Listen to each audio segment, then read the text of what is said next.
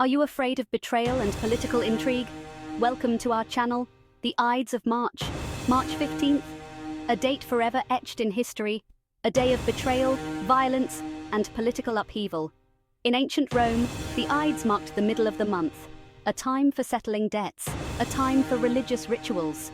But in 44 BC, the Ides of March became synonymous with something far more sinister, the assassination of Julius Caesar. The soothsayer's warning echoed through the forum, "Beware the Ides of March." But Caesar, confident and ambitious, ignored the prophecy. He had no idea of the plot brewing against him. He had no idea that his days were numbered. He had no idea that the very men he considered friends and allies were planning his demise. The Ides of March serve as a stark reminder that power is fleeting, that even the most powerful men can be brought down by the whispers of discontent and the sharp edge of a blade.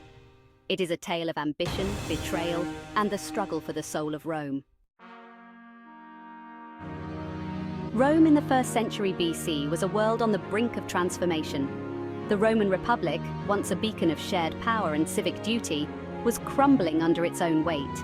Years of war and expansion had brought wealth and power to Rome, but also corruption and inequality. The Senate, once the embodiment of Roman virtue, was now a hotbed of rivalry and self-interest. The common people, burdened by poverty and neglected by the ruling class, yearned for a strong leader. They yearned for someone to restore order. They yearned for someone to bring back the glory days of Rome. And into this turbulent world stepped a man who would forever change the course of history, Gaius Julius Caesar. Caesar was a man of contradictions, a brilliant general, a ruthless politician, a charismatic leader, and a controversial figure. He was born into an aristocratic family, but he championed the cause of the common man. He rose through the ranks of the Roman army, conquering Gaul and amassing immense power. He returned to Rome a hero, but also a threat to the established order. Caesar's rise to power was swift and dramatic. He formed a powerful alliance with Pompey the Great and Marcus Licinius Crassus, known as the First Triumvirate. Together, they dominated Roman politics, but their alliance was built on shaky ground. Crassus's death in battle ignited the flames of rivalry between Caesar and Pompey, leading to a civil war that would decide the fate of Rome. Caesar emerged victorious, crushing Pompey's forces and returning to Rome as undisputed master of the Republic. He was declared dictator for life, a title that granted him unprecedented authority. He implemented sweeping reforms, restructuring the government, relieving debt, and expanding Roman citizenship. He was hailed by the masses as a savior, but his ambition and his disregard for traditional Roman values alienated many in the Senate. They saw him as a tyrant in the making, a man who threatened to destroy the very foundations of the Republic. They feared his popularity, his power, and his ambition. And so, in the shadows of the Forum, a conspiracy began to take shape. A conspiracy to eliminate the threat of Caesar and restore the Republic to its former glory. The conspiracy against Caesar was a clandestine affair, hatched in hushed tones and secret meetings. The conspirators were a diverse group, united by their opposition to Caesar's rule. Some were motivated by a desire to restore the Republic, others by personal grievances, still others by a fear of Caesar's growing power. At the heart of the conspiracy were two key figures, Gaius Cassius Longinus and Marcus Junius Brutus. Cassius, a skilled general and a longtime rival of Caesar, was the driving force behind the plot. He recruited the conspirators, planned the assassination, and ensured secrecy. Brutus, a young senator and a close friend of Caesar, was the moral conscience of the group. He believed that Caesar's assassination was necessary to save the Republic, but his decision to betray his friend would haunt him for the rest of his days. The conspirators knew that they were walking a dangerous path. They knew that if they failed, they would be branded as traitors and face certain death. But they were willing to risk everything to save Rome from what they perceived as tyranny. The conspirators were a mix of seasoned politicians, ambitious young senators, and disgruntled military men. Each had their own reasons for joining the plot, their own hopes and fears for the future of Rome. There was Decimus Junius Brutus Albinus, a close confidant of Caesar, who felt betrayed by his mentor's ambition. There was Gaius Trebonius, a former consul and a respected figure in the Senate, who believed that Caesar's rule would spell the end of the Republic.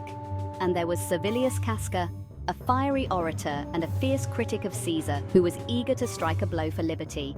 The conspirators were united by their opposition to Caesar, but they were also divided by their own personal ambitions and political beliefs. Some hoped to restore the Republic to its former glory, while others sought to seize power for themselves. Their unity was fragile, held together by a shared hatred of Caesar and a belief that his death was necessary for the good of Rome. The Ides of March dawned like any other day in Rome. The sun rose over the 7 hills, casting its golden light on the bustling city. Caesar, oblivious to the plot against him, prepared for a meeting of the Senate. He had received warnings, ominous signs, and whispered prophecies, but he dismissed them all. He was Caesar, master of Rome, and he feared no man. As Caesar entered the Senate chamber, he was surrounded by a throng of senators, friends and foes alike. He took his place on a gilded throne, the symbol of his power and authority. The conspirators, their faces pale with anxiety and determination, moved closer, their daggers hidden beneath their togas. Casca struck the first blow, plunging his dagger into Caesar's neck. Caesar cried out in surprise and pain, but before he could defend himself, the other conspirators were upon him. They stabbed him repeatedly, a frenzy of violence that shocked even the most hardened senators. Caesar lay dead on the Senate floor, his blood staining the marble red. The conspirators, their daggers dripping with blood, stood over his body, their faces a mixture of triumph and horror. They had done what they believed was necessary, but they had also unleashed chaos upon Rome. The news of Caesar's assassination spread like wildfire through the city. The people, stunned and outraged, poured into the streets demanding justice. The Senate, divided and fearful, struggled to maintain order.